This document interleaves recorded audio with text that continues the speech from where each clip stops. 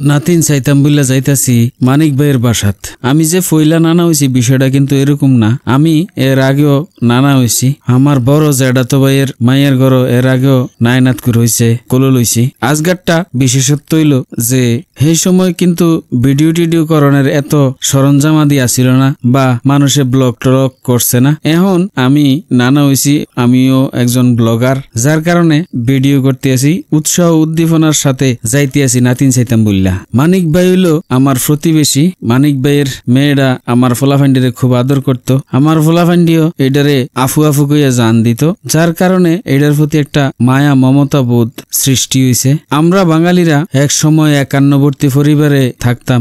এখন এই 51বর্তী পরিবার আর আগের মতো টিকে না। এখন পরিবার বাইঙ্গা ছোট ছোট হয়ে যায়। কিন্তু আমরার যে টান, একজনের প্রতি আরেকজনের টান, আত্মীয় স্বজনের প্রতি টান, এই জিনিসটা বহির্বিশ্বে কিন্তু নাই।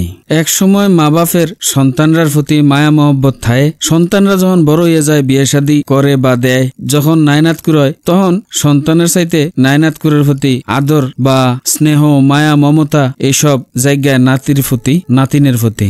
নানা নানি, দাদা দাদি ছোট ছোট নায়নাতকুরের কত আবদার যে রক্ষা করে পারে না, তারপরেও কোলো লয়, নিজের শরীরের জব দিতে পারে না, তারপরেও আউসকুরা নাতিন কোলো লয়, নাতি কোলো লয়, খেলে। এই জিনিসটার যে কত মজা, এইটা যারা ছোট থাকতে নানা নানিরে পাইছে না, দাদা দাদিরে পাইছে না, তারা কইতে পারতো না। কিন্তু যারা নানা নানি পাইছে, দাদা দাদিরে পাইছে, তারা কইতে পারবো যে এই মুরব্বীরা মানুষের জীবনে কত একটা আনন্দের মানুষ।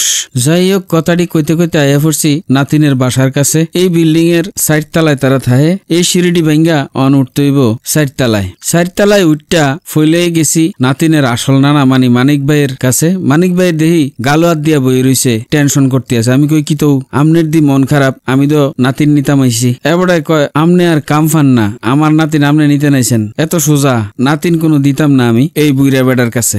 ইন্দিয়া এবারের লোকে কথা কইতে কইতে হেদিক দিয়া ভাবিয়ে কি করছে, নানান নাস্তা, মিষ্টি, নাড়ু, চা, নুডলস সব আইনা টেবিলে সাজাইছে। এত নাস্তা দেখা আমি কইতে আছি আসলে এরম যদি জানতাম কুদ্দুর আগে বাত্রি খাইছি, বাত্রি আর খাইলাম না, এনইয়া ফ্যাট বুড়া নাস্তাটি খাইলাম হইলে। মানিক ভাই কয় বড় একটা ডেক দেন, ডেক দিয়া জায়গা খালি করেন, এরপরে আল্লাহর নাম লইয়া খানা শুরু করেন, কোনো সমস্যা নাই। মাইদি দিয়া আমার বাতিজি ডায় মানিক ভাইয়ের মেয়ে ডায় নাতিনের মায় নাতিনরে সাজাই সাজাইয়া আমার কাছে লই এসে আইনা কোলো দিছে। আমি কোলো লইছি, কোলো লইয়া দেই যে নাতিন ঘুমাইতে আছে। নাতিনরে কোলো লইয়া সুরা কেরাত ফিরা কুদ্দুর হুদিয়া দোয়া করে দিছি। এডি সাইরা আমি টেবিলের দিকে চাইয়ে দিই, তারা ইন্দা খানা খাইয়া সব খাল্লাস করে লাইছে। আমি কই ঘটনা কি, তোরা আমারে নাতিন কোলো দিয়া ইন্দা দি সব খাইয়া শেষ করে লাইছ, আমি অন কিতা খাইম? কয় অসুবিধা নাই, আমনে কইলে আবার আইনা দেম। আমি কই থাক, আর লাগতো না, তোরা যখন খাইয়া লাইছ তো আমি আর খাইতাম না। যাই হোক, আজকের ভিডিও এই পর্যন্ত। ভবিষ্যতে আপনারা লগে দেখা হইবে অন্য কোনো ভিডিওতে, অন্য কোনো বিষয় লিয়া। এই পর্যন্ত আপনারা ভালো থাকেন, সুস্থ থাকেন, সুন্দর থাকেন,